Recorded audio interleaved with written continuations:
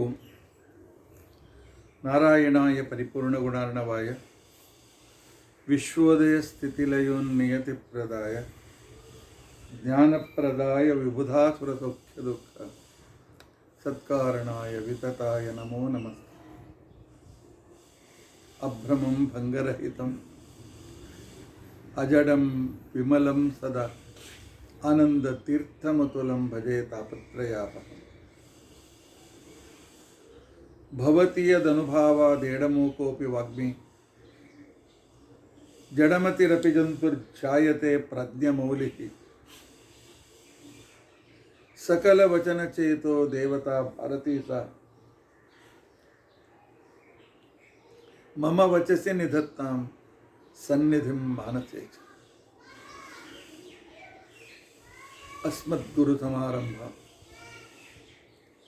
ಟೀಕಾಕೃತ್ಪಾದಮಧ್ಯಗಾಂ ಶ್ರೀಮದಾಚಾರ್ಯಪರ್ಯಂತಾಂ ವಂದೇ ಗುರುಪರಂಪರಾಂ. ವಿದ್ಯಾಯಾಂ ವಿಬುಧಾಚಾರ್ಯಂ ವೇದಜ್ಞಾನಾಬ್ಧಿಚಂದಿರಂ ದುರ್ಮತಧ್ವಾಂತಮಾರ್ತಾಂಡಂ ಸತ್ಯಧ್ಯಾನಮುನಿಂ ಭಜೆ.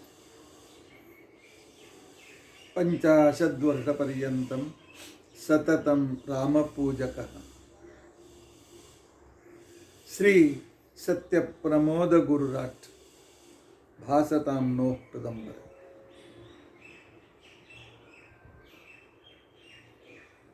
ಬಂಧುಸ್ತ್ವಂ ಗುರುರಿಷ್ಟದೈವತಮಿತಿ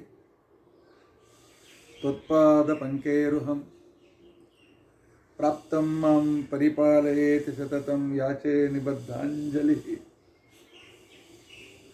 ಚಿತ್ತಂ ಮತ್ಗುಣದೋಷಚಿಂತನವಿಧೌ ನೂನಂ ಮನಾಂ ಮಾ ಕೃತಾಃ. ಶ್ರೀ ಸತ್ಯಾತ್ಮಗುರೋ ತ್ವದಂಘ್ರಿಯುಗಲಂ ಹಿತ್ವಾ ನಮೇ ಸದ್ಗತಿಃ.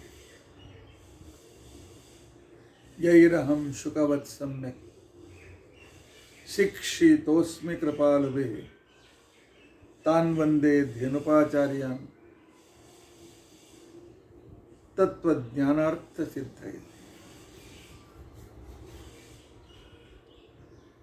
ಶ್ರೀ ಗುರುಭ್ಯೋ ನಮಃ. ಹರಿ ಓಂ ಹರಿ ಓಂ ಹರಿ ಓಂ. ಸ್ವಸ್ತಿಸ್ತು. ಅಷೇಢ ಸನ್ಮಂಗಲಾನಿ ಸಂತು. ಶ್ಲೋಕೈಕಶ್ರವಣಪಠನಮಾತ್ರೇಣ ವಕ್ತುಶ್ಚ ಶ್ರೋತॄಣಾಂ ನಿಖಿಲ ಕಲಿಕೃತ ಕಲ್ಮಷಾಪನೋದನ ಪಟುತರೆ. ಧರ್ಮಾದ್ಯಖಿಲ ಪುರುಷಾರ್ಥ ಸಾಧನೀಭೂತೆ. ಅದ್ಯ ವಿಷ್ಣು ತತ್ವನಿರ್ಣಯ ವಿವರಣಾರಂಭೆ ಸತಿ ಕಿಂಚಿತ್ ಪೂರ್ವಕಥಾನುವಾದಃ. ಹರಿ ಓಂ ಹರಿ ಓಂ ಹರಿ ಓಂ. ಹರೇ ರಾಮ ರಾಮ ರಾಮ ಹರೇ ಹರೇ. ಹರೇ ಕೃಷ್ಣ ಕೃಷ್ಣ ಕೃಷ್ಣ ಹರೇ ಹರೇ. ಹರೇ ರಾಮ ರಾಮ ರಾಮ ಹರೇ ಹರೇ. ಹರೇ ಕೃಷ್ಣ ಕೃಷ್ಣ ಕೃಷ್ಣ ಹರೇ ಹರೇ.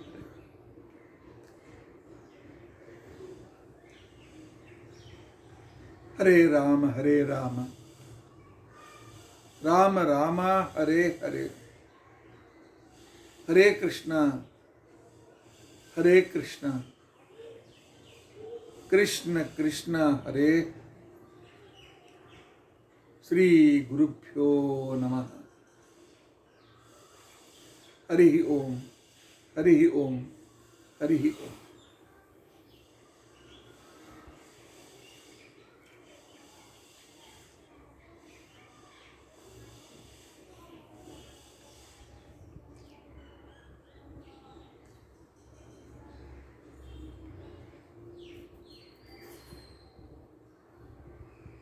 ನಿನ್ನ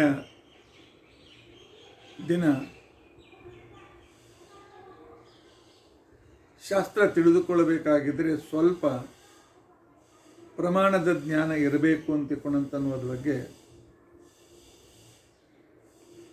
ಪ್ರತ್ಯಕ್ಷ ಪ್ರಮಾಣದ ಬಗ್ಗೆ ಸ್ವಲ್ಪ ನಾನು ವಿವರಣೆಯನ್ನು ಮಾಡಿದ್ದೆ. ನಾನು ಹೆಡ್ಡಿಂಗ್ ಹಾಕುವಾಗ ಎಪಿಸ್ಟೆಮಾಲಜಿ ಅಂತ ಹೇಳಿ ಶಬ್ದವನ್ನು ಇಟ್ಟಿದ್ದೆ. ಭಾಳ ಜನರಿಗೆ ಅರ್ಥವಾಗಲಿಲ್ಲ ಅಂತ ಕಾಣಿಸ್ತದೆ. ಅದಕ್ಕೆ 3-4 ಜನ ಕೇಳಿದರು, ಎಪಿಸ್ಟಮಾಲಜಿ ಅಂತಂದರೆ ಏನು? ನಾನು ಹೇಳಿದ್ರೆ ಅದಕ್ಕೆ ಪ್ರಮಾಣಶಾಸ್ತ್ರ ಅಂತ ಹೆಸರು.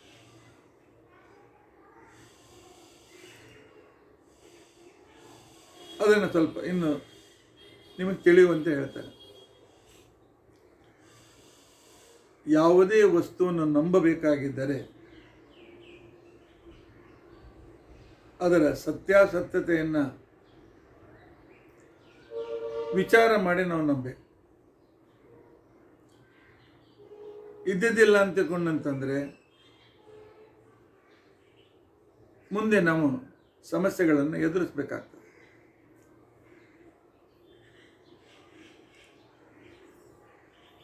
ಯಾವುದೋ ಕೆಲವೊಂದು ತಿಂಗಳಿಂದ ನಡೆದ ಘಟನೆ ನೋಡಿದ್ದೀರಿ. ಒಬ್ಬಳು ಹೆಣ್ಮಗಳು, ವ್ಯಾಪಾರಿಯ ಮಗಳು, ಇನ್ನೊಬ್ಬ ಶ್ರೀಮಂತರ ಮನೆಗೆ ಮದುವೆಯಾಗಿ ಹೋದ್ಲು. ಅವಳು ಮದುವೆಯಾಗೋ ಉದ್ದೇಶ ಗಂಡನನ್ನು ಮುಗಿಸಿ ಅವನ ಸಂಪತ್ತಿಯನ್ನು ತಾನು ತೆಗೆದುಕೊಳ್ಳಬೇಕು ಅಂತ ತಿಳ್ಕೊಂಡಂತೆ. ಮದುವೆಯಾಗುವ ಉದ್ದೇಶ ಗಂಡಸರಿಗೆ ಏನಿರ್ತದೆ? ನಾನು ಗಳಿಸ್ತಾ ಇರ್ತೇನೆ, ಮನೆಯಿಂದ ಹೊರಗೆ ಹೋಗ್ತೇನೆ, ನಾನು ಮನೆಯಲ್ಲಿ ಇಲ್ಲದೇ ಇದ್ದಾಗ ನಮ್ಮ ಅಪ್ಪ ಅಮ್ಮನನ್ನು ನನ್ನ ಹೆಂಡತಿ ನೋಡ್ಕೊಳ್ಬೇಕು, ಹುಟ್ಟುವ ಮಕ್ಕಳ ಯೋಗಕ್ಷೇಮವನ್ನು ನೋಡ್ಕೊಳ್ಬೇಕು. ಆ ನಂತರ ನಾವು ಗಂಡ ಹೆಂಡತಿ ಮಕ್ಕಳು ದೇವರ ವಿಷಯದಲ್ಲಿ ಪ್ರಾರ್ಥನೆ ಪೂಜೆ ಇತ್ಯಾದಿಗಳನ್ನು ಮಾಡಿಕೊಂಡು ಇಲ್ಲಿಯೂ ಸುಖವಾಗಿರಬೇಕು, ಪರಮಾತ್ಮ ಅನುಗ್ರಹ ಪಡೆಯಬೇಕು ಅನ್ನುವುದು ಗೃಹಸ್ಥಾಶ್ರಮದ ಉದ್ದೇಶ. ಆದರೆ ಬರುವ ಹೆಂಡತಿಯ ಮೇಲೆ ವಿಶ್ವಾಸ ಇಡೋದು ಹೇಗೆ? ಅದಕ್ಕೋಸ್ಕರ ಶಾಸ್ತ್ರಕಾರ ಏನು ಹೇಳಿದ್ರು ಅಂತಂದರೆ, ಹಿರಿಯರು ಯಾವ ಮನೆಯಿಂದ ಹೆಣ್ಣನ್ನು ತರ್ತೀರಿ ಅವರ ಬಗ್ಗೆ ಸ್ವಲ್ಪ ಸುತ್ತಲೂ ಬೇರೆ ಬೇರೆ ಜನರೇ, ಅವರ ಪರಿಚಯದ ಜನರಿಂದ ಅವರ ಪರಿಚಯವನ್ನು ತೆಗೆಯಬೇಕು.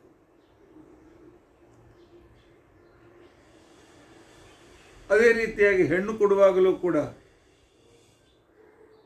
ಅವ್ರು ಮೋಸ ಮಾಡೋದಿಲ್ಲೇನು ಅಂತಂದ್ರೆ ಗಂಡಸರು ಮೋಸ ಮಾಡ್ತಾರೆ.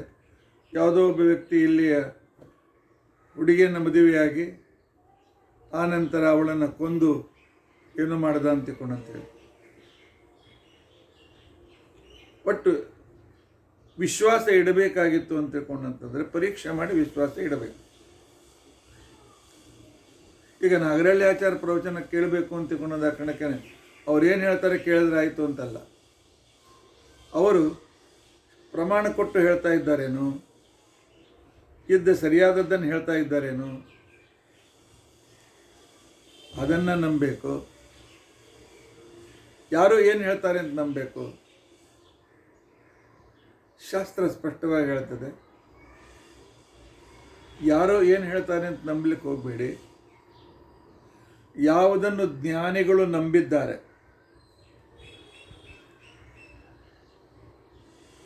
ಯಾವುದನ್ನು ಜ್ಞಾನಿಗಳು ಆಚರಣೆಗೆ ತಂದಿದ್ದಾರೆ, ಅದು ಯಾಕೆ ತಂದರು ಅಂತನ್ನೋದನ್ನು ತರ್ಕ ಮಾಡುವ ಶಕ್ತಿ ಇದ್ದಾಗ ಅದನ್ನು ತರ್ಕ ಮಾಡಿ ನನ್ನ ಮನಸ್ಸಿಗೆ ಒಪ್ಪಿತವಾಗ್ತಾ ಇದ್ದರೆ ನಾನು ಅಂತಹ ಕೆಲಸವನ್ನು ಮುಂದುವರಿಸಬೇಕು.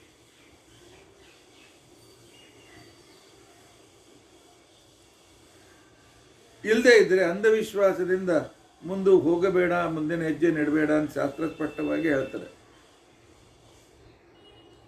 ಮನುಸ್ಮೃತಿ ಬಹಳ ಸ್ಪಷ್ಟವಾಗಿ ಹೇಳ್ತಾರೆ.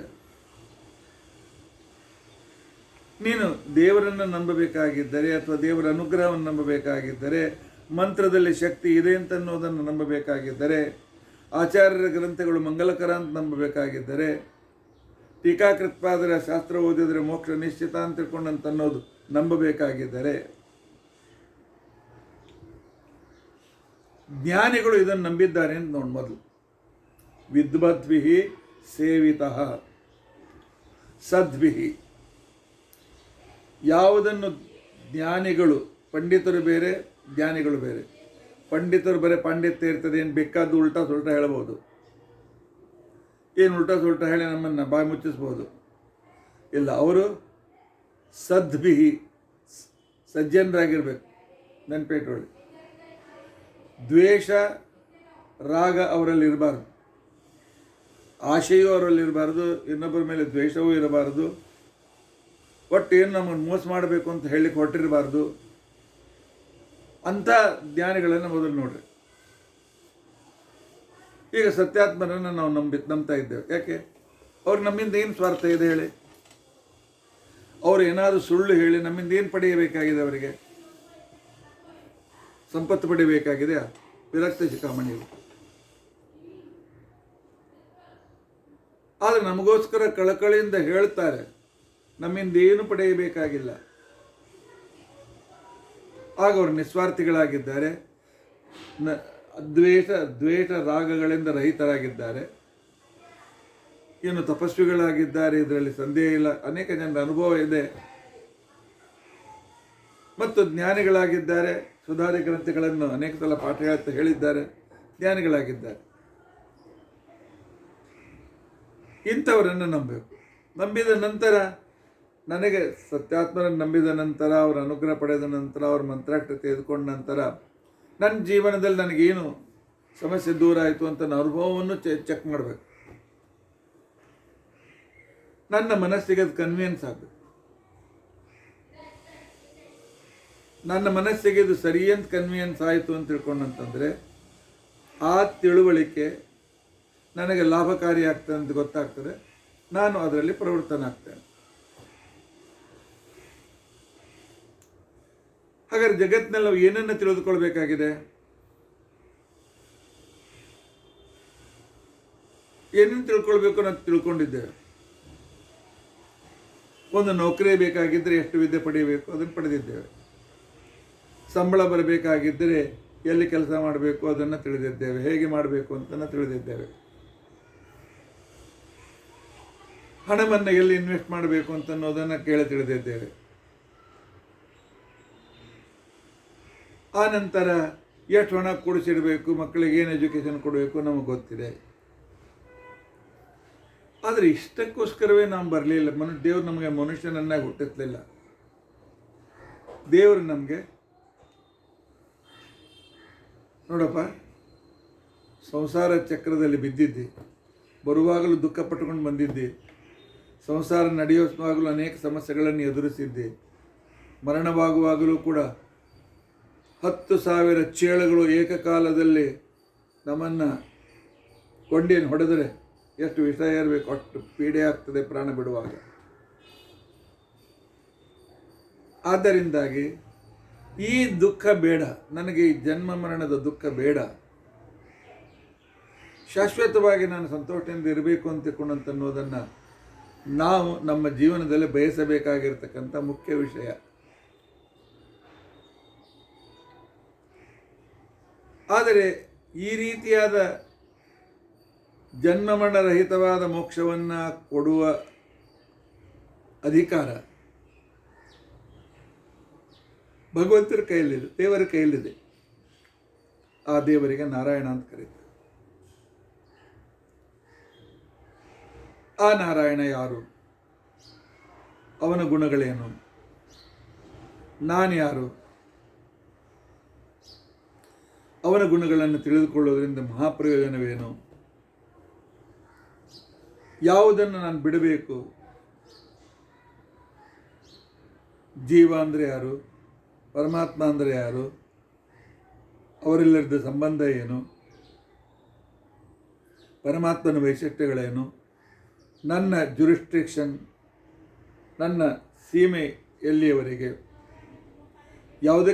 ಯಾವುದನ್ನು ತಿಳಿದುಕೊಳ್ಳೋದು ಅವಶ್ಯಕತೆ ಇಲ್ಲ ಅಂತ ಅನ್ನಿಸ್ತದೆ. ಅವಿದ್ಯ ಯಾವುದನ್ನು ತಿಳ್ಕೊಂಡು ಏನೂ ಪ್ರಯೋಜನವಿಲ್ಲವೋ ಅದು ಯಾವುದು? ಇದನ್ನು ತಿಳಿದುಕೊಂಡ್ರೆ ಪ್ರಯೋಜನ.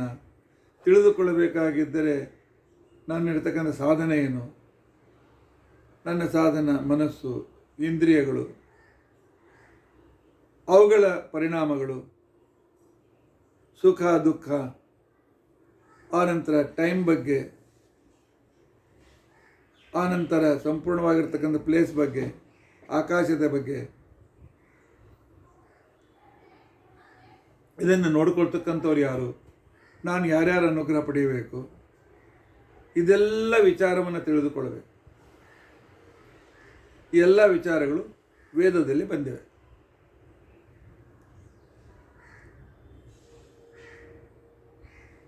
ವೇದದಲ್ಲಿ ಬಂದದ್ದನ್ನು ಓದಬೇಕು, ತಿಳ್ಕೊಳ್ಬೇಕು, ಅನುಭವಕ್ಕೆ ತರಲಿಕ್ಕೆ ಪ್ರಯತ್ನಿಸಬೇಕು. ನಂದು ದೈನಂದಿನ ಜೀವನದ ಅನುಭವಕ್ಕೆ ಸಂಬಂಧಿತವಾಗಿರ್ತಕ್ಕಂಥದ್ದನ್ನು ನಾನು ತುಲನೆ ಮಾಡಿ ನೋಡಬೇಕು. ನನ್ನ ಆತ್ಮೋದ್ಧಾರಕ್ಕೋಸ್ಕರ ಯಾವ ರೀತಿ ನಾನು ಇರಬೇಕು ಅಂತ ಅನ್ನೋದನ್ನು ಅರ್ಥ ಮಾಡಿಕೊಳ್ಬೇಕು. ಇವುಗಳಿಗೋಸ್ಕರ ಎಲ್ಲ ವಿಷಯವನ್ನು ತಿಳಿದುಕೊಳ್ತೇವೆ. ಈ ತಿಳಿದುಕೊಳ್ಳಬೇಕಾದ ವಿಷಯಗಳಿಗೆ ಜ್ಞೇಯ ಅಂತೇಳಿ ಕರೀತಾರೆ, ಪ್ರಮಾ ಅಂತೇಳಿ ಕರೀತಾರೆ. ಈ ಜ್ಞೇಯ, ನಾನು ಏನು ತಿಳಿದುಕೊಳ್ಳಬೇಕಾಗಿದ್ದೇನೆ ಅಥವಾ ನಾನು ಏನು ತಿಳಿತಾ ಇದ್ದೇನೆ, ನಾನು ಸರಿಯಾಗಿ ತಿಳಿದಿದ್ದೇನೋ ಇಲ್ಲವೋ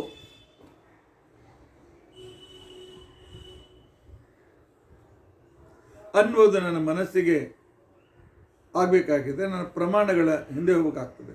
ಪ್ರಮಾಕರಣಂ ಪ್ರಮಾಣಂ ಅಥವಾ ಯಥಾರ್ಥಂ ಪ್ರಮಾಣ. ಮೋಸ ಮರೆ ವಂಚನೆ ಇಲ್ಲದೆ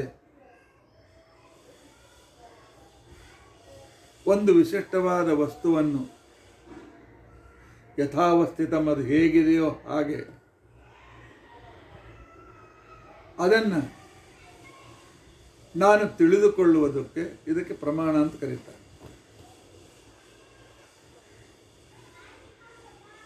ಯಾರಾದರೂ ಹೀಗೆ ಹೇಳಿದರೆ ಪ್ರಮಾಣ ಏನಪ್ಪ? ಪ್ರಮಾಣ ಅಂತಕೊಂಡಂತಂದರೆ ನೀನು ಅದನ್ನು ಸರಿಯಾಗಿ ತಿಳಿದುಕೊಂಡಿದ್ದೀಯಾ? ಆಗ ಅವನು ಉದಾಹರಣೆ ಕೊಟ್ಟು ಹೇಳ್ತಾನೆ, ನೋಡಪ್ಪ ಈ ವಿಷಯ ನಿನಗೆ ಗೊತ್ತಿದೆ, ಅದರಂತೆ ಇದು ಅಂತ ತಿಳ್ಕೊಂಡಂತೆ. ಇದನ್ನು ರಾಘವೇಂದ್ರ ಸ್ವಾಮಿಗಳವರು ಬಿಡಿಸಿ ನಮಗೆ ಹೇಳ್ತಾರೆ. ಜ್ಞಾನೋಪಲಕ್ಷಿತಂ ಜ್ಞೇಯ ವಿಷಯೀಕಾರಿತ್ವ ಪ್ರಮಾಣ. ನನ್ನ ಧ್ಯಾನಕ್ಕೆ ಯಾವ ವಸ್ತುಗಳು ವಿಷಯಗಳಾಗಿವೆಯೋ ಆ ವಸ್ತುಗಳ ಬಗ್ಗೆ ಸರಿಯಾಗಿ ನನ್ನ ತಿಳುವಳಿಕೆ ಅದಕ್ಕೂ ಇದಕ್ಕೆ ಸಂಬಂಧವಾಗುವುದಕ್ಕೆ ಪ್ರಮಾಣ ಅಂತ ಕರೀತಾರೆ. ಅದನ್ನು ಇನ್ನೂ ಬಿಡಿಸಿ ಶ್ರೀನಿವಾಸ ತೀರ್ಥರು ಪ್ರಮಾಣ ಪದ್ಧತಿಯ ವ್ಯಾಖ್ಯಾನದಲ್ಲಿ ಹೇಳ್ತಾರೆ. ಜ್ಞಾನ ಅನುಭವ. ಜ್ಞಾನ ಅಂದ್ರೇನು? ಅನುಭವ. ತತ್ಕರಣ, ಅನುಭವಕ್ಕೆ ಸಾಧನಗಳು ಯಾವುದು?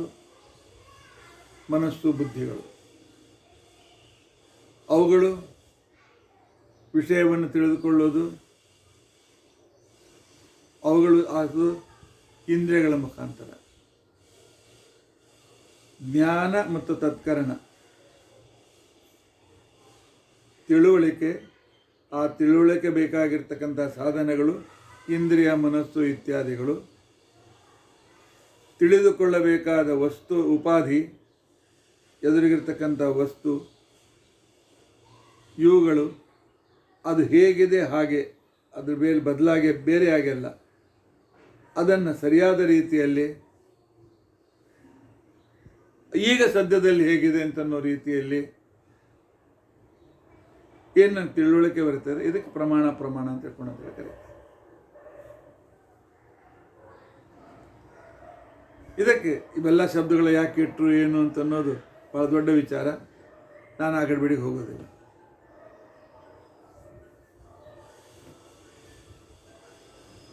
ಇನ್ನು ಕೆಲವು ಕೇವಲ ಪ್ರಮಾಣ ಇದೆ, ಅದಕ್ಕೆ ರೀಸನ್ ಬೇಕಾಗಿಲ್ಲ.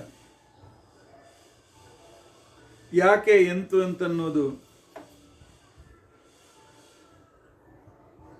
ಅದಕ್ಕೋಸ್ಕರ ಬೇರೆ ಏನು ಸಾಧನೆ ಬೇಕಾಗಿಲ್ಲ. ಅದನ್ನು ಡೈರೆಕ್ಟ್ ಕಣ್ಮುಚ್ಚಿ ನಂಬಿ ಅವುಗಳಿಗೆ ಕೇವಲ ಪ್ರಮಾಣ ಅಂತ ತಿಳ್ಕೊಂಡು ಅಂತ ಹೇಳಿತು. ಮೊದಲನೇದಾಗಿ ದೇವರ ಜ್ಞಾನ. ದೇವರು ಹೆಂಗೆ ಹೇಳಿದ್ದಾನೆ ಅಂತಂದರೆ ದೇವರಿಗೆ ತಪ್ಪ್ಯಾಕೆ ಹೇಳಬಾರ್ದು? ಇಲ್ಲ. ದೇವರ ಜ್ಞಾನ ವಿಷಯದಲ್ಲಿ ನೀವು ಕ್ವಶನ್ ಮಾಡ್ತಾ ಹೋದರೆ ಎಂಡ್ ಇಲ್ಲ. ಅದೇ ರೀತಿಯಾಗಿ ಲಕ್ಷ್ಮೀ ಜ್ಞಾನ. ಲಕ್ಷ್ಮೀ ಜ್ಞಾನದಲ್ಲಿಯೂ ಕೂಡ ಯಾವುದೇ ರೀತಿಯಾಗಿರ್ತಕ್ಕಂಥ ನೀವು ಸಂಶಯ ಪಡೋ ಕಾರಣವಿಲ್ಲ. ಮೂರನೇ ಕೇವಲ ಪ್ರಮಾಣ ಅಂತ ತಿಳ್ಕೊಂಡಂತಂದರೆ ಯೋಗಿಗಳು, ಜ್ಞಾನಿಗಳು, ವಾಯುದೇವರು, ದೇವತೆಗಳು, ಋಷಿಗಳು, ಇವರ ಜ್ಞಾನ ಅಂತ ತಿಳ್ಕೊಂಡಂತೇನಿದೆ ಯೋಗಿ ಜ್ಞಾನ. ಇನ್ನು ನಮ್ಮ ಸ್ವರೂಪ ಜ್ಞಾನ, ಸ್ವರೂಪದಲ್ಲಿ ನಮ್ಮ ಸ್ವರೂಪದ ಜ್ಞಾನ ತಪ್ಪಿರೋದಿಲ್ಲ. ಇವು ಕೇವಲ ಪ್ರಮಾಣ ಅಂತ ಅನಿಸ್ಕೊಳ್ತೇವೆ. ಇದನ್ನು ನನ್ನ ಸಾಕ್ಷಿಯನ್ನು ನಾನು ನಂಬಲೇಬೇಕು. ನನಗೆ ಎದುರು ಪುಸ್ತಕ ಕಾಣಿಸ್ತಾ ಇದೆ, ನನ್ನ ಜ್ಞಾನ ಆಗಿದೆ, ಪ್ರಮಾಣ ಅಂತ ಕೇಳೋ ಅವಶ್ಯಕತೆ ಬೇಕಾಗೋದಿಲ್ಲ. ಈ ಪ್ರಮಾಣಕ್ಕೆ ಸಾಧನಗಳು ಯಾವಿವೆ ಅವುಗಳಿಗೆ ಅನುಪ್ರಮಾಣ ಅಂತ ತಿಳ್ಕೊಂಡು ಅಂತ ಹೇಳಿ ಕರೀತಾರೆ. ಪ್ರಮಾಣವನ್ನು ಅನುಸರಿಸಿ ಪ್ರಮಾಣಕ್ಕೆ ಸಹಾಯವಾಗ್ತಕ್ಕಂಥವಳು, ನಮ್ಮ ತಿಳುವಳಿಕೆಗೆ ಸಹಾಯವಾಗುವ ಸಾಧನಗಳು ಅವು ಯಾವುವು ಅಂತ ತಿಳ್ಕೊಂಡಂತಂದರೆ ಪ್ರತ್ಯಕ್ಷ, ಅನುಮಾನ, ಆಗಮ. ಇವು ಮೂರು ಒಂದು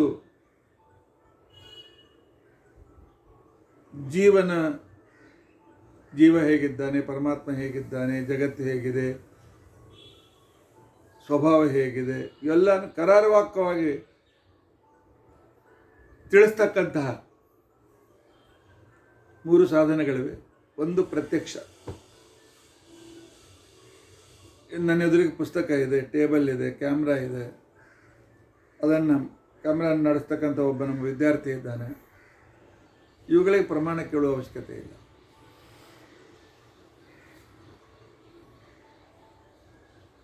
ಇದಕ್ಕೆ ಪ್ರತ್ಯಕ್ಷದ ಪರಿಭಾಷೆಯನ್ನು ಕೊಡ್ತಾ ಪ್ರಮಾಣ ಪದ್ಧತಿಯಲ್ಲಿ ಟೀಕಾಕೃತ್ಪಾದರು ಹೇಳ್ತಾರೆ, ನಿರ್ದೋಷ ಅರ್ಥೇಂದ್ರಿಯ ಸನ್ನಿಕರಣ ಪ್ರತ್ಯಕ್ಷಂ. ನಾನು ತಿಳಿದುಕೊಂಡು ಯಾವಾಗ ಸರಿ, ನನ್ನ ಕಣ್ಣು ಸರಿ ಇರಬೇಕು, ಇಂದ್ರಿಯ ನಿರ್ದೋಷವಾಗಿರಬೇಕು. ಆ ನಂತರ ಎದುರಿಗಿದ್ದ ವಸ್ತು ಸ್ಪಷ್ಟವಾಗಿರಬೇಕು. ಕ್ಯಾಮ್ರಾ ಇದನ್ನು ನೋಡ್ತಾ ಇದರ ಬಗ್ಗೆ ನನಗೆ ಸಂಶಯ ಇಲ್ಲ. ಯಾಕೆ ಇಲ್ಲಿ ತನಕ ಎಷ್ಟೋ ದಿನದ ನನ್ನ ಪ್ರವಚನ ರೆಕಾರ್ಡ್ ಮಾಡಿದೆ, ಆಗಿದೆ. ಆದ್ದರಿಂದಾಗಿ ಇದು ಕ್ಯಾಮ್ರಾ ಅಂತನ್ನೋ ವಿಷಯದ ಬಗ್ಗೆ ಅದು ಕೂಡ ನಿರ್ದಿಷ್ಟವಾಗಿದೆ. ಆ ನಂತರ ಈ ಕ್ಯಾಮ್ರಾ ಯಾವುದೇ ರೂಮ್ನಲ್ಲಿಲ್ಲ. ನನಗೂ ನನ್ನ ಕಣ್ಣಿಗೂ ಅದಕ್ಕೂ ಸಂಬಂಧ ಇದೆ.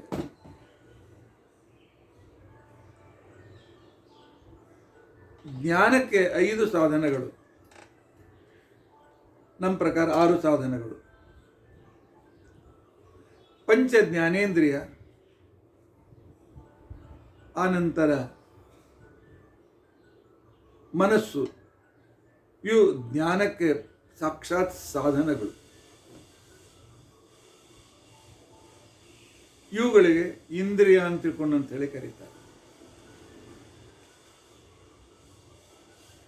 ಈ ಇಂದ್ರಿಯಗಳು ಏನು ಮಾಡ್ತವೆ ಅಂತ ತಿಳ್ಕೊಂಡಂತಂದರೆ, ಈ ಇಂದ್ರಿಯಗಳು ಕೂಡ 2 ತರಹದ. ಇಂದ್ರಿಯಾತ್ ಪ್ರತ್ಯಕ್ಷ 2 ಥರ. ಒಂದು ಪ್ರಮಾತೃ ಸ್ವರೂಪವಾದದ್ದು, ಇನ್ನೊಂದು ಪ್ರಾಕೃತ ಸ್ವರೂಪವಾದದ್ದು.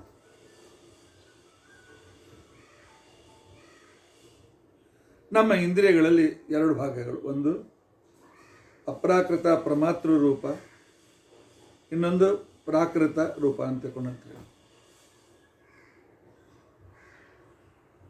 ನಮ್ಮ ಸ್ವರೂಪ ಶರೀರ ಅಂತ ಏನಿದೆ ಆ ಸ್ವರೂಪ ಶರೀರದಲ್ಲಿ ಇರ್ತಕ್ಕಂಥ ಕಣ್ಣು, ಕಿವಿ, ಮೂಗು, ನಾಲಿಗೆ, ತ್ವಗೇಂದ್ರಿಯ, ಅಲ್ಲಿಯ ಮನಸ್ಸು, ಅವು ಬಹಳ ನಿಷ್ಕಲ್ಮಶವಾಗಿವೆ. ಅವು ತಪ್ಪನ್ನು ಗ್ರಹಣ ಮಾಡೋದೇ ಇಲ್ಲ.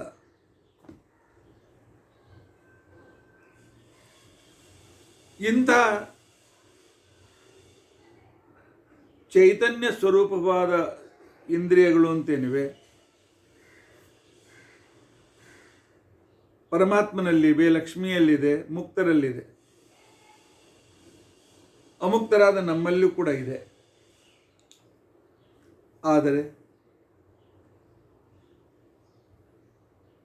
ಬೇಡ. ಈ ರೀತಿಯಾಗಿರ್ತಕ್ಕಂತಹ ಸ್ವರೂಪೇಂದ್ರಿಯಕ್ಕೇನೆ ನಾವು ವ್ಯವಹಾರದಲ್ಲಿ ಸಾಕ್ಷಿ ಅಂತ ತಿಳ್ಕೊಂಡು ಅಂತೇಳಿ ಕರಿತೇವೆ.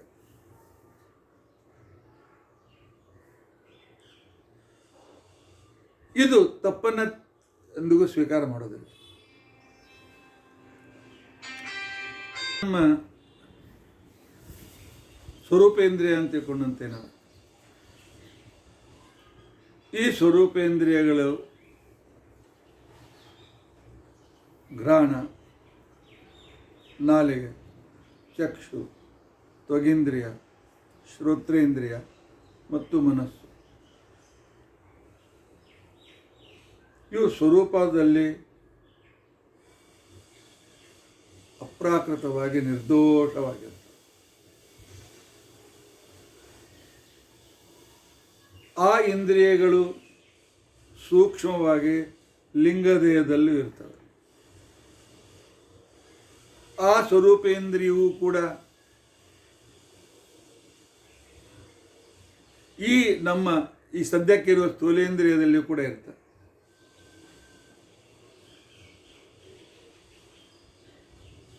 ಇಲ್ಲಿಯ ಸ್ವರೂಪೇಂದ್ರಿಯ ಈಗಲೂ ನಮ್ಮ ಹತ್ರ ಇದೆ. ಲಿಂಗ ಶರೀರದಲ್ಲಿಯೂ ಇದೆ, ನಮ್ಮ ಸ್ವರೂಪ ಶರೀರದಲ್ಲಿಯೂ ಇದೆ. ಆ ಸ್ವರೂಪೇಂದ್ರಿಯಗಳು ಆದರೆ ನಮಗೆ ಇನ್ನೊಂದು ಕೂಡ ಇಂದ್ರಿಯಗಳು, ಆ ಇಂದ್ರಿಯದ ಸ್ಥೂಲ ರೂಪ ಇದೆ, ಅದ್ರ ಜೊತೆಗೆ ಅಹಂಕಾರ ಸೇರಿಕೊಂಡಿದೆ. ಪ್ರಕೃತಿ ಪರಿಣಾಮವಾದ ಅಹಂಕಾರದಿಂದ ಯುಕ್ತವಾದ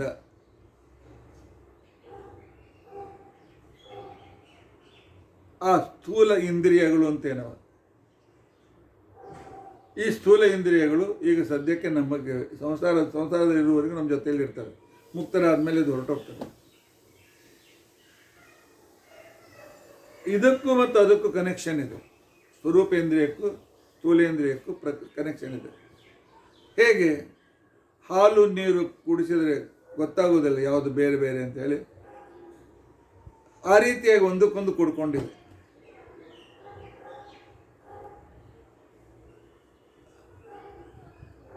ಈ ಪ್ರಾಕೃತ ಇಂದ್ರಿಯಗಳು ಅಂತೇನಿವೆ, ಪ್ರಕೃತಿ ಪರಿಣಾಮ ರೂಪವಾದಂತಹ ಅಹಂಕಾರದಿಂದ ಉಪಚಿತವಾದ ಸಹಿತವಾದ ಇಂದ್ರಿಯಗಳು ಅಂತೇನಿವೆ, ಈ ಇಂದ್ರಿಯಗಳು ನಮಗೆ ಸ್ಥೂಲ ವಿಚಾರಗಳನ್ನು ತಿಳಿಸಿಕೊಡ್ತವೆ. ಸ್ಥೂಲ ವಿಚಾರಕ್ಕೆ ಇವು ನಮಗೆ ಕಾರಣವಾಗಿವೆ. ಆದರೆ ಈ ಸ್ಥೂಲೇಂದ್ರಿಯದಲ್ಲಿ ದೋಷಗಳಿರಲಿಕ್ಕೆ ಸಾಧ್ಯತೆ ಇದೆ. ಇಂತಹ ಸ್ಥೂಲವಾದ ಇಂದ್ರಿಯ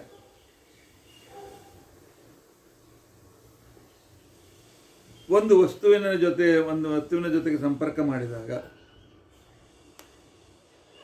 ಈ ವಸ್ತು ಇದೇ ಅಂತ ತಿಳ್ಕೊಂಡಂತೇಳಿ ಆವಾಗ ನಾನು ತಿಳಿದುಕೊಳ್ತೇನೆ, ಹೇಳ್ತೇನೆ. ಇದಕ್ಕೆ ಪ್ರತ್ಯಕ್ಷ ಜ್ಞಾನ ಅಂತ ತಿಳ್ಕೊಂಡಂತೇಳಿ ಕರೀತಾರೆ. ಎಲ್ಲಿಯವರೆಗೂ ನನ್ನ ಕಣ್ಣು ಚೆನ್ನಾಗಿದೆ, ಎದುರಿಗೆ ಯಾವುದೇ ವಸ್ತುವಿನ ಮೇಲೆ ಯಾವುದೇ ಆವರಣ ಇಲ್ಲ, ನನ್ನ ಎರಡೂ ಸಂಪರ್ಕ ಮಧ್ಯದಲ್ಲಿ ಅಡ್ಡಿ ಇಲ್ಲ, ಇಂತಹ ಸಂದರ್ಭದಲ್ಲಿ ನಾನೇನು ಕಣ್ಣಿನಿಂದ ನೋಡ್ತೇನೆ, ಕಿವಿಯಿಂದ ಕೇಳ್ತೇನೆ, ಮೂಗಿನಿಂದ ಆಘ್ರಾಣ ಮಾಡ್ತೇನೆ, ರಸನೆಯಿಂದ ರಸರುಚಿಯನ್ನು ನೋಡ್ತೇನೆ, ತ್ವಗೇಂದ್ರಿಯದಿಂದ ಸ್ಪರ್ಶಜ್ಞಾನ ಮಾಡಿಕೊಳ್ತೇನೆ, ಇವೆಲ್ಲವೂ ಪ್ರಮಾಣವೇ ಆಗಿರುತ್ತೆ. ಇದರಲ್ಲಿ ಏನಾದರೂ ಸ್ವಲ್ಪ ಹೆಚ್ಚು ಕಡಿಮೆ ಆದರೆ ವಸ್ತುಗಳನ್ನು ನಾವು ಸರಿಯಾಗಿ ತಿಳ್ಕೊಳ್ಳಿಕ್ಕಾಗೋದಿಲ್ಲ. ಇಲ್ಲ ಆ ವಸ್ತು ಬಹಳ ದೂರದಲ್ಲಿದ್ದಾಗ ಅದರಲ್ಲಿ ವೇರಿಯೇಷನ್ ಸಹಿತವಾಗಿ ನೋಡಲಿಕ್ಕಾಗೋದಿಲ್ಲ. ಇಲ್ಲೇ ಕಣ್ಣಿನಲ್ಲಿ ಒಂದು ಬಂದು ಧೂಳು ಕೂತಿರ್ತದೆ, ನಾವು ಕಣ್ಣಿಗೆ ಕಾಣಿಸೋದಿಲ್ಲ. ಅತಿ ದೂರತ್ವ, ಅತಿ ಸಾಮೀಪ್ಯತ್ವ. ಒಂದು ವಸ್ತು ಆ ರೂಮ್ನಲ್ಲಿದೆ, ನನಗೆ ಗೊತ್ತಾಗ್ತಾ ಇಲ್ಲ, ಕಾಣಿಸ್ತಾ ಇಲ್ಲ. ಅದರಿಂದಾಗಿ ಈ ಸ್ಥೂಲೇಂದ್ರಿಯಗಳು ಅವಾಗ ವಿಷಯದಲ್ಲಿ ದೋಷ ಇದೆ ಅಂತ ಅರ್ಥ. ವಿಷಯ ಅಂತನ್ನಿ, ಉಪಾಧಿ ಅಂತನ್ನಿ, ಏನಂತೀರಿ ಅನ್ನಿ. ನನ್ನ ಜ್ಞಾನಕ್ಕೆ ಯಾವ ವಸ್ತು ಕಾರಣವಾಗಿದೆ ಅದಕ್ಕೆ ವಿಷಯ ಅಂತ ನಾವು ಕರಿತೇವೆ.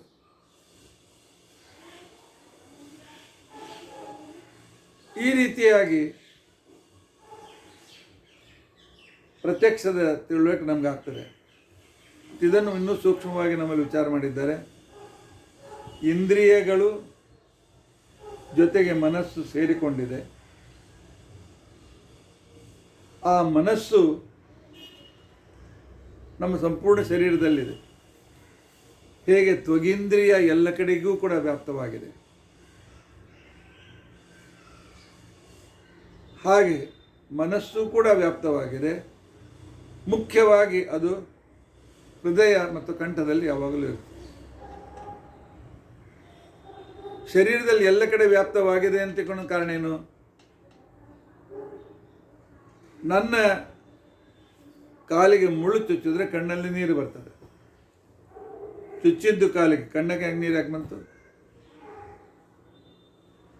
ಅಂತಿಕೊಂಡಂತಂದರೆ ಆ ಮನಸ್ಸು ಅಂತೇನಿದೆ ಎಲ್ಲ ಇಂದ್ರಿಯಗಳಲ್ಲಿ ಇರೋದರಿಂದಾಗಿ, ಸರ್ವತ್ರ ವ್ಯಾಪ್ತವಿರೋದ್ರಿಂದಾಗಿ ಅದು ಅನುಭವಕ್ಕೆ ತಂದು ಕೊಡ್ತಾರೆ. ಆಗ ಆ ನೋವಿನ ಅನುಭವದಿಂದ ಕಣ್ಣು ನೀರನ್ನು ಅಭಿವ್ಯಕ್ತಪಡಿಸ್ತದೆ.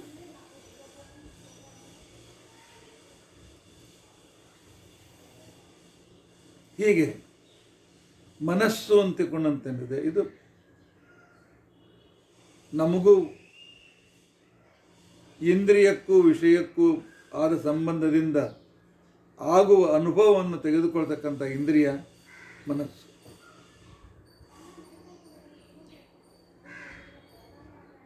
ಈ ಮನಸ್ಸು ಕೂಡ ಸೂಕ್ಷ್ಮವಾದ ಮನಸ್ಸು ಅಪ್ರಾಕೃತವಾಗಿದೆ.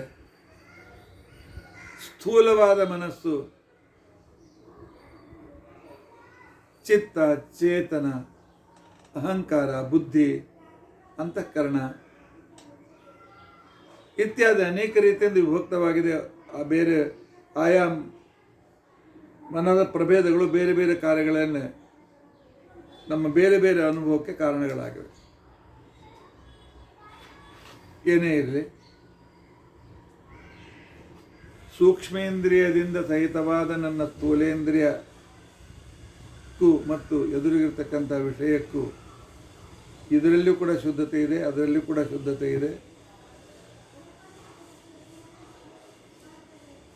ಕನೆಕ್ಟ್ ಆಗೋ ಸಂದರ್ಭಕ್ಕೂ ಕೂಡ ಯಾವುದೇ ಅಡೆತಡೆಗಳಿಲ್ಲ. ಇದಕ್ಕೇನೆ ಯಥಾರ್ಥಿ ನಿರ್ದೋಷಾರ್ಥೇಂದ್ರಿಯ ಸನ್ನಿಕರ್ಷ ಅಂತ ಹೇಳಿ ಕರೀತಾರೆ. ಇದಕ್ಕೆ ಪ್ರತ್ಯಕ್ಷ ಜ್ಞಾನ ಅಂತ ತಿಳ್ಕೊಂಡು ಕರೀತಾರೆ. ಈ ಪ್ರತ್ಯಕ್ಷ ಜ್ಞಾನದ ಅನೇಕ ಭಾಗಗಳಿವೆ. ಅದನ್ನು ಪ್ರತ್ಯೇಕವಾಗಿ ಪ್ರಮಾಣಶಾಸ್ತ್ರವನ್ನು ನಂತರ ನೋಡ್ತಾರೆ. ಅಂದರೆ ಪರಮಾತ್ಮ ನಮಗೆ ಈ ಮನಸ್ಸನ್ನು ಕೊಟ್ಟು ಇಂದ್ರಿಯಗಳನ್ನು ಕೊಟ್ಟು ಎಷ್ಟು ಉಪಕಾರ ಮಾಡಿದ್ದಾನೆ ಅನ್ನೋದನ್ನು ನಾವು ತಿಳ್ಕೊಳ್ಬೇಕು. ಇದಕ್ಕೆ ಪ್ರತ್ಯಕ್ಷ ಅಂತ ತಿಳ್ಕೊಂಡಂತಾರೆ. ಆದರೆ ಕೆಲವು ಈ ಪ್ರತ್ಯಕ್ಷಕ್ಕೆ ಒಂದು ಸೀಮೆ ಇದೆ.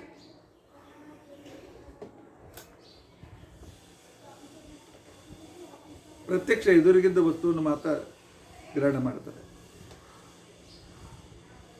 ಎದುರಿಗಿಲ್ಲದೇ ಇದ್ದ ವಸ್ತುವಿನ ಜ್ಞಾನ ನಮಗಾಗ್ತದೆ. ಸರ್ವಕಾಲ, ಸರ್ವದೇಶ, ಸರ್ವ ವಸ್ತುಗಳಲ್ಲಿ ಇರುವ ವಿಚಾರ ಅಂತಿಕೊಂಡಂತೇನಿದೆ, ಆ ವಸ್ತುಗಳ ಬಗ್ಗೆ ತಿಳುವಳಿಕೆ ಅಂತಿಕೊಂಡಂತೇನಿದೆ, ಅಥವಾ ಭೂತಕಾಲದ ತಿಳುವಳಿಕೆ ಅಂತೇನಿದೆ, ಭವಿಷ್ಯ ಕಾಲದ ತಿಳುವಳಿಕೆ ಅಂತೇನಿದೆ, ಇವುಗಳ ತಿಳುವಳಿಕೆ ಪ್ರತ್ಯಕ್ಷಕ್ಕಾಗೋದಿಲ್ಲ. ಇನ್ನು ಇಂದ್ರಿಯಗಳಿಗೆ ಗಮ್ಯವಾಗದ ಕೆಲವು ವಿಷಯಗಳಿವೆ, ಅವುಗಳ ತಿಳುವಳಿಕೆ, ಅವುಗಳ ಬಗ್ಗೆ ಒಂದು ಕಾನ್ಸೆಪ್ಟ್ ಕ್ಲಿಯರ್ ಮಾಡ್ಕೊಳ್ಬೇಕಾಗಿದ್ದರೆ ಆ ಕಾನ್ಸೆಪ್ಟಿಗೆ ಅನುಮಾನ ಅಥವಾ ತರ್ಕ ಅಂತ ತಿಳ್ಕೊಂಡಂತೇಳಿ ಕರೀತಾರೆ. ತರ್ಕ ಸರಿಯಾಗಿ ಪೂರ್ಣ ಪರಿಣಾಮ ಅಂತ ಇಟ್ಕೊಂಡು ನಾವು ಸ್ವೀಕಾರ ಮಾಡಿರ್ತಕ್ಕಂಥವ್ರು ನಾವು. ತರ್ಕ ಇದು ಪೂರ್ಣ ಪ್ರಮಾಣ ಅಂತ ಇಟ್ಕೊಂಡಿದ್ದೇವೆ. ಆದರೆ ಕೇವಲ ತರ್ಕ ಅಲ್ಲ, ಪ್ರತ್ಯಕ್ಷ ಆಗಮಗಳಿಂದ ಅನುಗ್ರಹಿತವಾಗಿರ್ತಕ್ಕಂಥ ತರ್ಕ ಇದು ನಿರ್ದಿಷ್ಟವಾದ ತರ್ಕವಾಗಿರ್ತದೆ ಅಂತ ಅನ್ನೋದನ್ನು ಶಬ್ದ ನಿಮ್ಗೆ ಹೇಳಿದೆ. ಈ ಶಬ್ದ ನಿಮಗೆ ಅರ್ಥ ಆಗ್ಬೇಕಾದ್ರೆ ನಾನು ಹೇಳಬೇಕಾಗ್ತದೆ. ಮನುಷ್ಯನ ಅನುಭವ, ಆ ಒಂದು ಇಮ್ಯಾಜಿನೇಷನ್, ಆ ಒಂದು ಕಲ್ಪನೆ ಅವನಿಗೆ ಕಾಣದ ವಸ್ತುವಿನ ಬಗ್ಗೆಯೂ ಕೂಡ ಒಂದು ಜ್ಞಾನವನ್ನು ಕೊಡ್ತಾರೆ.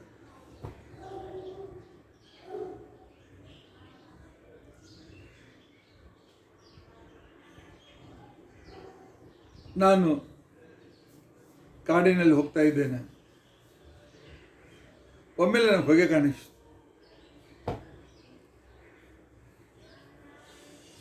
ಹೊಗೆ ಕಾಣಿಸಿದ ಕ್ಷಣಕ್ಕೇನೆ ನಾನು ಏನು ತಿಳ್ಕೊಂಡೆ, ಹಾಗಾದ್ರೆ ಅಲ್ಲಿ ಬೆಂಕಿ ಉರಿತಾ ಇದೆ ಅಂತ. ಬೆಂಕಿ ನನ್ನ ಕಣ್ಣಿಗೆ ಕಾಣಿಸಿಲ್ಲ, ನನಗೆ ಕಾಣಿಸಿದ್ದು ಯಾವುದು? ಧೂಮ, ಹೊಗೆ ಕಾಣಿಸ್ತು. ಹೊಗೆ ಕಾಣಿಸಿದ ಮೇಲೆ ನನಗೆ ಕಣ್ಣಿಗೆ ಕಾಣಿಸದೇ ಇರತಕ್ಕಂಥ ನನ್ನ ಮನಸ್ಸು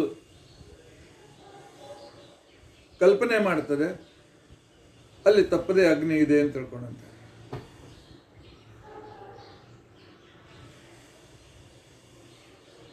ಈ ಒಂದು ತಿಳುವಳಿಕೆ ಅಂತ ತಿಳ್ಕೊಂಡಂತೇನಿದೆ, ಇದಕ್ಕೆ ಅನುಮಾನ ಪ್ರಮಾಣ ಅಂತ ತಿಳ್ಕೊಂಡಂತ. ಅನುಮಿತಿ, ಕಣ್ಣಿಗೆ ಕಾಣದೇ ಇದ್ದರೂ ಕೂಡ ಯಾವ ವಸ್ತುವಿನ ಬಗ್ಗೆ ನಮಗೆ ತಿಳುವಳಿಕೆ ಉಂಟಾಗ್ತದೆ ಅದಕ್ಕೆ ಅನುಮಿತಿ ಅಂತ ತಿಳ್ಕೊಂಡಂತೇಳಿ ಕರೀತಾರೆ. ಈ ಜ್ಞಾನ ಆಗಬೇಕಾಗಿದ್ದರೆ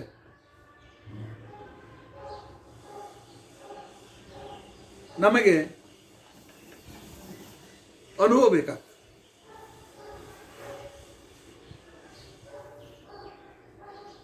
ಅಡುಗೆ ಮನೆಯಲ್ಲಿ ಹೊಗೆ ನೋಡಿ, ಅಲ್ಲಿ ಬೆಂಕಿ ಉರಿತಾ ಇದೆ, ಆದರೂ ಹೊಗೆ ಬರ್ತಾ ಇದೆ ಅಂತಂದಾಗ ಎಲ್ಲೆಲ್ಲಿ ಹೊಗೆ ಇರ್ತದೆ ಅಲ್ಲಿ ಬೆಂಕಿ ಇರ್ತದೆ ಅಂತಕೊಂಡಂತ ಅನ್ನೋದನ್ನು ಅನೇಕ ಸಲ ನಾವು ನೋಡಿ ಅನುಭವಿಸಿದಾಗ ಈ ಅನುಭವಕ್ಕೆ ಪರಾಮರ್ಶ ಅಂತಕೊಂಡಂತೇಳಿ ಕರೀತಾರೆ.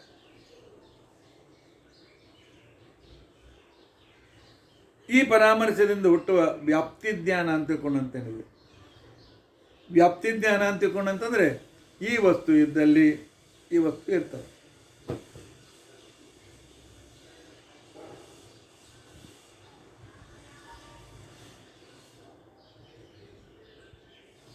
ನಾನು ಒಂದು ದೇವಾಲಯಕ್ಕೆ ಹೋಗ್ತೇನೆ, ದೊಡ್ಡ ಪೆಟ್ಟಿ ಕಾಣಿಸ್ತದೆ, ಕಾಣದ ಕ್ಷಣಕ್ಕೇನೆ ನಾನು ಅಲ್ಲಿ ಕೇಳ್ತೇನೆ ಏನು ಅಂತ ತಿಳ್ಕೊಂಡಂತೆ, ಇಲ್ಲ ಇದು ಮೂಲರಾಮದೇವ್ರ ಪೆಟ್ಟಿಗೆ. ಆಗ ನಾನು ನಿಶ್ಚಯ ಮಾಡ್ತೇನೆ, ಹಾಗೆ ಸತ್ಯಾತ್ಮ ತೀರ್ಥರು ಬಂದಿದ್ದಾರೆ. ಯಾಕೆ? ಸ್ವಾಮಿಗಳು ಎಲ್ಲಿರ್ತಾರೆ ಅಲ್ಲಿ ಮೂಲರಾಮದೇವ್ರ ಪೆಟ್ಟಿಗೆ ಇರ್ತದೆ. ಇದನ್ನು ಅನೇಕ ಸಲ ನಾನು ನೋಡಿದ್ದೇನೆ, ಅನೇಕ ಸಲ ನೋಡಿದ ಅನುಭವ. ಅಂದರೆ ಈ ಸಾಹಚರ್ಯ, ಸತ್ಯಾತ್ಮರಿದ್ದಲ್ಲಿ ಪೆಟ್ಟಿಗೆ ಇದ್ದೇ ಇರ್ತದೆ, ಪೆಟ್ಟಿಗೆ ಇದ್ದಲ್ಲಿ ಸತ್ಯಾತ್ಮರಿದ್ದೇ ಇರ್ತಾರೆ ಅಂತನ್ನುವ ಸಾಹಚರ್ಯ ಯಾವಾಗಲೂ ಜೊತೆಯಲ್ಲಿರ್ತವೆ. ಈ ಜೊತೆಯಲ್ಲಿರುವಿಕೆಯೂ ಕೂಡ ಅನೇಕ ರೀತಿಯಾಗಿರ್ತಕ್ಕಂಥ ಸಂದರ್ಭದಿಂದ ಇರ್ತದೆ. ಪ್ರಮಾಣ ಪದ್ಧತಿಯಲ್ಲಿ ಭಾಳ ಸ್ಪಷ್ಟವಾಗಿ ಹೇಳಿದ್ದಾರೆ. ಆದರೂ ಕೂಡ ಕಾರ್ಯಕಾರಣ ಸಂಬಂಧ ಜೊತೆಯಲ್ಲಿರ್ತದೆ, ಅವಯವಗಳು ಜೊತೆಯಲ್ಲಿರ್ತವೆ. ಸಾಧನ ಮತ್ತು ಸಾಧ್ಯ ಜೊತೆಯಲ್ಲಿರ್ತವೆ, ದ್ವಂದ್ವ ಸಂಬಂಧಗಳು ಜೊತೆಯಲ್ಲಿರ್ತವೆ, ಗುಣಗುಣಿಗಳು ಜೊತೆಯಲ್ಲಿರ್ತವೆ. ಆಯ್ತು, ಮತ್ತು ಈ ಶಬ್ದ ಹೇಳಿದ್ರೆ ಏನು ಅರ್ಥ ಮಾಡ್ಕೊಳ್ಬೇಕು? ಅದಕ್ಕೋಸ್ಕರ ಗುರುಗಳ ಹತ್ರ ಕೂತ್ಕೊಂಡು ಪಾಠ ಕೇಳಬೇಕು. ಕಾಸ್ ಮತ್ತು ಇಫೆಕ್ಟ್, ಇದಕ್ಕೆ ಕಾರ್ಯಕಾರಣ ಸಂಬಂಧ ಅಂತ ಕರೀತಾರೆ. ಇದು ಇದ್ದರೆ ಇದು ಆಗಿದೆ. ಡಾಕ್ಟರ್ ಅಜೀರ್ಣ ಆಗಿದೆ, ಗ್ಯಾಸ್ ಬರ್ತಾ ಇದೆ, ಹೊಟ್ಟೆ ನೋಯ್ತಾ ಇದೆ. ಡಾಕ್ಟರ್ ಕೇಳ್ತಾರೆ, ಹಾಗಾದ್ರೆ ನಿನ್ನಿನ ದಿವಸ ಭಾಳ ತಿಂದಿದೆ ಅಂತ ಕಾಣುತ್ತೆ. ಏನು ತಿಂದು? ಕರೆದು ತಿಂದೇನು? ನಿನ್ನ ಶಕ್ತಿ ಮೀರಿ ಏನಾಯ್ತು ತಿಂದಿದ್ದೇನು? ಅರೆ, ಹೊಟ್ಟೆ ನೋವಕ್ಕೆ ತಿಂದಿದ್ದೇನು ಸಂಬಂಧ? ಹೌದು, ಹೆಚ್ಚಿಗೆ ತಿಂದಿದ್ದರೆ, ಜೀರ್ಣವಾಗದಂಥ ಪದಾರ್ಥ ತಿಂದಿದ್ದರೆ ಹೊಟ್ಟೆ ನೋವು ಬರುತ್ತೆ. ಕಾರ್ಯಕಾರಣ ಸಂಬಂಧ ಇದು ನಿಶ್ಚಿತ.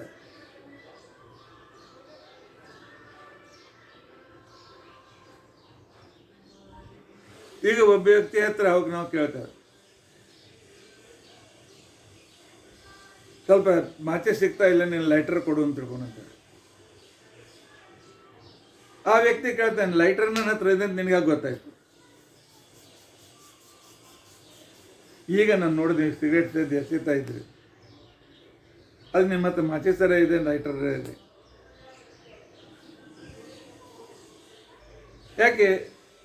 ಎತ್ರ ಎತ್ರ ಧೂಮ ತತ್ರ ತತ್ರ ವನ್ನಿ.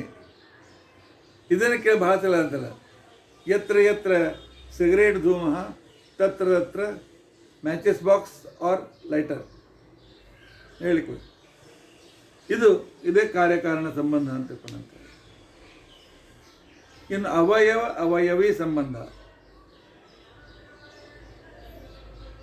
ದೂರದಿಂದ ನೋಡಿದೆ ಅವ್ರ ಕಿಟಕಿಯೊಳಗೆ ಸೊಂಡಿಲಿದ್ದದ್ದು ಕಾಣಿಸ್ತು, ಹಿಂಗೆ ಪಳೆ ಸೊಂಡಿಲು ಕಾಣಿಸ್ತು. ನಾನು ತಿಳ್ಕೊಂಡು, ಓಹ್ ಗಣಪತಿ.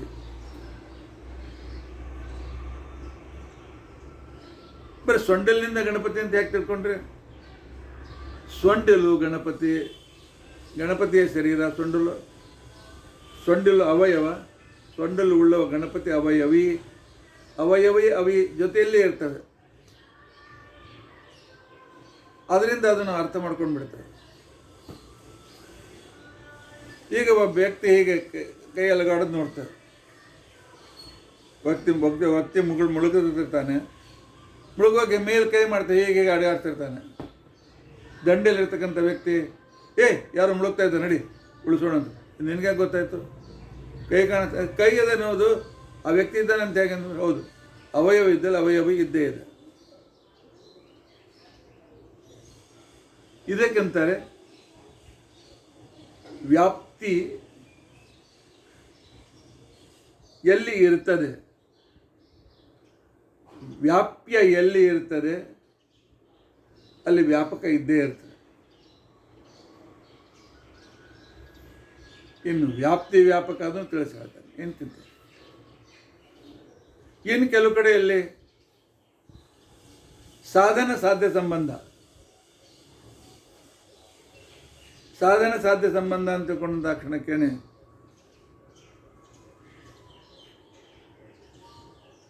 ಬುಂದಿ ನೋಡಿದ ಕ್ಷಣಕ್ಕೇನೆ ಏನ್ರಿ ಇದು ಕಡಲೆ ಹಿಟ್ಟಿಂದ ಏನು ಅಂತ ತಿಳ್ಕೊಂಡು ಕೇಳಿ ಅಂತಂದು ಇದನ್ನು ಕೇಳ್ಬೇಕೇನ್ರಿ? ಬುಂದಿ ಅದು ಅಂತಂದಮೇಲೆ ಅದು ಕಡಲೆ ಹಿಟ್ಟಿರಲೇಬೇಕು. ಅದು ಜಿಲೇಬಿ ಇದೆ ಅಂತಂದ್ಮೇಲೆ ಮೈದಾ ಇರಲಿಕ್ಕೆ ಬೇಕು. ಯಾಕಂದ್ರೆ ಈ ಸಾಧನ ಇಲ್ಲದೆ ಆ ಸಾಧನ ಆಗೋದಿಲ್ಲ. ಕಡಲೆ ಹಿಟ್ಟು ಇಲ್ಲದೆ ಇದ್ದರೆ ಬುಂದಿ ಆಗೋದಿಲ್ಲ, ಮೈದಾ ಇಲ್ಲದೆ ಇದ್ದರೆ ಇದು ಆಗೋದಿಲ್ಲ. ಅವೆರಡರಲ್ಲಿ ಸಾಧ್ಯ ಸಾಧನ ಸಂಬಂಧ ಇದೆ. ಕೆಲವು ಸರ್ತಕ್ಕೆ ದ್ವಂದ್ವ ಸಂಬಂಧ ಅಂತ ತಿಳ್ಕೊಂಡಂತೆಲ್ಲ ಕರೀತಾರೆ. ಬೆಳಗಾಯಿತು ಅಂತ ತಿಳ್ಕೊಂಡಂತ ಅವನು ಹೇಳ್ತಾನೆ, ರಾತ್ರಿ ಮುಗಿಯಿತು ಅಂತ ತಿಳ್ಕೊಂಡಂತ.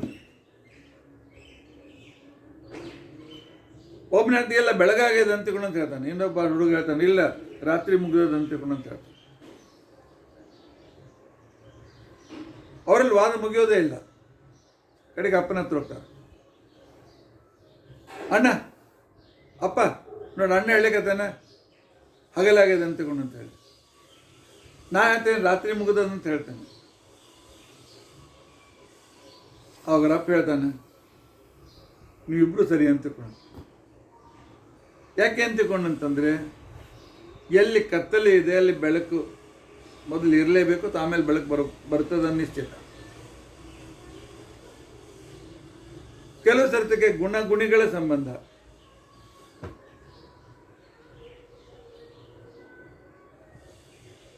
ಮೈಸೂರು ಪಾಕ್ ಹಾಗಾದ್ರೆ ಸಕ್ಕರೆ ಹಾಕಿರಲ್ಲ. ಹೌದು, ಸಕ್ಕರೆ ಹಾಕದೇ ಇದ್ರೆ ಮೈಸೂರು ಪಾಕ್ ಆಗಂಗಿಲ್ಲ.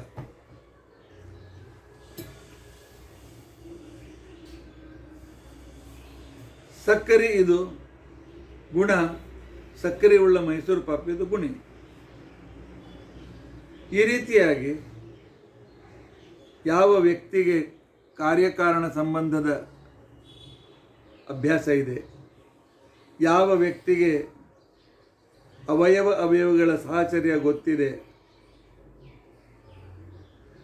ಯಾವ ವ್ಯಕ್ತಿಗೆ ಯಾವ ವ್ಯಕ್ತಿಗೆ ಗುಣ ಮತ್ತು ಗುಣಿಯ ಪರಿಚಯ ಇದೆ ಅಂಥವನಿಗೆ ಎರಡರಲ್ಲಿ ಒಂದು ಕಂಡರೂ ಕೂಡ ಅವನು ಇನ್ನೊಂದನ್ನು ತಿಳಿದುಕೊಳ್ತಾನೆ. ಇದಕ್ಕೇನೆ ವ್ಯಾಪ್ತಿ ಅಂತ ತಿಳ್ಕೊಂಡಂತ ಹೇಳ್ತಾರೆ, ಸಾಹಚರ್ಯ ನಿಯಮ ಅಂತ ತಿಳ್ಕೊಂಡಂತ. ನಿಯಮದ ಸಂಬಂಧ ನನಗಿತ್ತು ಅಂತ ತಿಳ್ಕೊಂಡಂತಂದರೆ ಒಂದು ವಸ್ತುವನ್ನು ಕಂಡ ವಸ್ತುವಿನನ್ನು ಇಟ್ಟುಕೊಂಡು ನಾನು ಕಾಣದೇ ಇದ್ದ ವಸ್ತುವಿನನ್ನು ತಿಳಿದುಕೊಳ್ಳೋದು ಯಾವುದು ಪ್ರತ್ಯಕ್ಷಕ್ಕೆ ಗಮ್ಯ ಅಲ್ಲ, ಅದರ ತಿಳುವಳಿಕೆ ನನಗಾಗ್ತದೆ. ಇದೇ ಅನುಮಾನ ಅಥವಾ ಯುಕ್ತಿ, ಅನುಮಾನ ಜ್ಞಾನ, ತರ್ಕ ಅಂತ ತಿಳ್ಕೊಂಡ ಹೆಸರು. ಇದು ಹೀಗಿದೆ ಅಂತಂದ್ರೆ ಹೀಗಿದೆ ಅಂತೇಳಿ ತಿಳಿದುಕೊಳ್ಳೋದೇನೆ ಅನುಮಿತೀಕರಣಂ ಅನುಮಾನಂ. ನನಗೆ ಜ್ಞಾನವನ್ನು ಮಾಡಿಕೊಡುವ, ಯಾವ ಜ್ಞಾನ ಪ್ರತ್ಯಕ್ಷದಿಂದ ಗಮ್ಯ ಅಲ್ಲ ಅಂತ ಪ್ರತ್ಯಕ್ಷದಿಂದ ಗಮ್ಯವಾದ ವಿಚಾರವನ್ನು ತಿಳಿಸಿಕೊಡುವ ಯಾವ ಸಾಧನ ಇದೆ ಅದಕ್ಕೆ ನಾನು ಅನುಮಾನ ಅಂತ ಕರಿತೇನೆ, ತರ್ಕ ಅಂತ ಕರಿತೇನೆ. ಈ ಅನುಮಾನದ ಜ್ಞಾನ ಇರಬೇಕಾಗ್ತದೆ. ಈ ಅನುಮಾನ ಅಂತ ತಿಳ್ಕೊಂಡಬೇಕಾದ್ರೆ ಅನುಮಾನ ಪ್ರಮಾಣದ ಜ್ಞಾನ ಆಗಬೇಕಾಗಿದ್ದರೆ ಪಕ್ಷ ಯಾವುದು, ಹೇತು ಯಾವುದು, ಸಾಧ್ಯ ಯಾವುದು ಇತ್ಯಾದಿಗಳು ನಮಗೆ ಗೊತ್ತಾಗಬೇಕು. ಆಗ ಗೊತ್ತಾದಾಗ ನಾವು ಒಂದು ಅನುಮಾನ ಮಾಡಲಿಕ್ಕಾಗ್ತದೆ, ಇದನ್ನು ನಾವು ತಿಳ್ಕೊಳ್ಳೋಕ್ಕಾಗ್ತದೆ. ಪ್ರಸ್ತುತ ಸಂದರ್ಭ ಏನು ಬಂದಿದೆ, ದೇವರ ಬಗ್ಗೆ ನಾವು ಅನುಮಾನ ಮಾಡಲಿಕ್ಕೆ ಆಗ್ತದೆ ಅಂತ ತಿಳ್ಕೊಂಡಂತ. ದೇವರ ಬಗ್ಗೆ ಅನುಮಾನ ಮಾಡಬೇಕಾಗಿತ್ತು ಅಂತ ತಿಳ್ಕೊಂಡಂತ ಹೇಳಿದಾಗ ನೈಯಾಯಿಕರು ಬೌದ್ಧರು ಕೇವಲ ಅನುಮಾನವೇ ಪ್ರಮಾಣ ಅಂತ ತಿಳ್ಕೊಂಡಂತ ಹೇಳ್ತಾರೆ. ಅದಕ್ಕೆ ನಮ್ಮ ಆಚಾರ್ಯ ಹೇಳ್ತಾರೆ, ಇಲ್ಲ, ಪ್ರತ್ಯಕ್ಷ ಮತ್ತು ಆಗಮಗಳಿಂದ ಅದು ಅನುಗ್ರಹಿತವಾಗಿದ್ದರೆ ಮಾತ್ರ ಆ ಅನುಮಾನದ ಪ್ರಮಾಣ ಅಂತ ಅನಿಸ್ಕೊಳ್ತದೆ, ಇಲ್ಲದೇ ಇದ್ರೆ ಇಲ್ಲ. ಆದರೆ ನಾಳಿನ ದಿವಸ ತರ್ಕಕ್ಕೆ, ಲಾಜಿಕ್ಕಿಗೆ, ಅನುಮಾನಕ್ಕೆ ಕಾರಣವಾದ ಸಾಧ್ಯ ಅಂದ್ರೇನು, ಹೇತು ಅಂತಂದ್ರೇನು, ಪಕ್ಷ ಅಂತಂದ್ರೇನು, ಆ ನಂತರ ಅಂತಂದ್ರೇನು, ಅವುಗಳ ಸಾಹಚರ್ಯ ಅಂತಂದ್ರೇನು, ಅದ್ರ ಬಗ್ಗೆ ನಾವು ತಿಳಿದುಕೊಳ್ಳಿಕ್ಕೆ ನಾವು ಪ್ರಯತ್ನಿಸೋಣ. ಶಾಸ್ತ್ರ ಇಷ್ಟು ಪ್ರತ್ಯಕ್ಷವಾಗಿ ವಿಚಾರ ಮಾಡ್ತದೆ. ಸುಮ್ಮನೆ ಬ್ಲೈಂಡಾಗಿ ಯಾವುದು ವಸ್ತುವನ್ನು ಒಪ್ಪಿಕೊಳ್ಳೋದಿಲ್ಲ. ತತ್ವಜ್ಞಾನಿ ಪ್ರಮಾಣ ಸಿಗದೆ ಹೊರತು ಯಾವ ವಸ್ತುವನ್ನು ಒಪ್ಪಿಕೊಳ್ಳೋದಕ್ಕೆ ಸಮರ್ಥನಾಗೋದಿಲ್ಲ, ಅವನು ಒಪ್ಪಿಕೊಳ್ಳೋದಿಲ್ಲ. ಅವನು ಅದಕ್ಕಿಂತ ಹೆಚ್ಚಿನ ನಾಲೆಜ್ ಅವ್ರಿಗಿಲ್ಲ.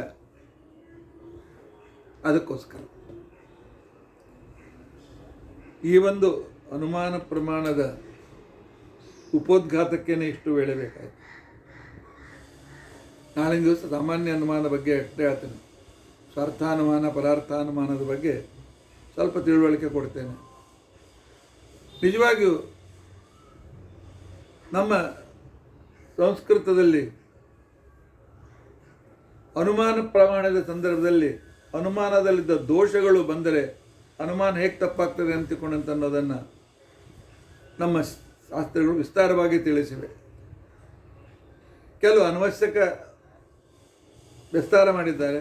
ಟೀಕಾಕೃತ್ಪಾದರು ಅನವಶ್ಯಕವಾದ ಭಾಗ ಅಲ್ಲ, ಪ್ರಮುಖವಾದ ಭಾಗಗಳಷ್ಟು ಅಷ್ಟನ್ನೇ ತಿಳಿಸ್ಕೊಡ್ತಾರೆ. ಉಳಿದದ್ದು ಇದರಲ್ಲಿ ಅಂತರ್ಭಾವ ಅಂತ ತಿಳ್ಕೊಂಡಂತ ಹೇಳ್ತಾರೆ. ಈ ಕಾನ್ಸೆಪ್ಟ್ ನಮ್ಮಲ್ಲಿ ಸರಿ ಇತ್ತು ಅಂತ ತಿಳ್ಕೊಂಡಂತಂದ್ರೆ ಅವನಿಗೆ ಶಾಸ್ತ್ರದ ಅರ್ಥವಾಗ್ತದೆ. ಈ ಶಾಸ್ತ್ರದ ಅರ್ಥವಾಗಬೇಕಾಗಿದ್ದರೂ ಕೂಡ ಅನುಮಾನ ಅಂದರೆ ನಿಮಗೆ ಗೊತ್ತಿರಬೇಕು, ಅನುಮತಿ ಅಂತಂದರೆ ಅರ್ಥ ಗೊತ್ತಿರಬೇಕು, ವ್ಯಾಪ್ತಿ ಅಂತಂದರೆ ಅರ್ಥ ಗೊತ್ತಿರಬೇಕು, ಹೇತು ಅಂತ ತಿಳ್ಕೊಂಡಂತಂದ್ರೆ ಅರ್ಥ ಗೊತ್ತಿರಬೇಕು, ಸಾಧ್ಯ ಅಂತನ್ನೋ ಶಬ್ದದ ಅರ್ಥ ಗೊತ್ತಿರಬೇಕು.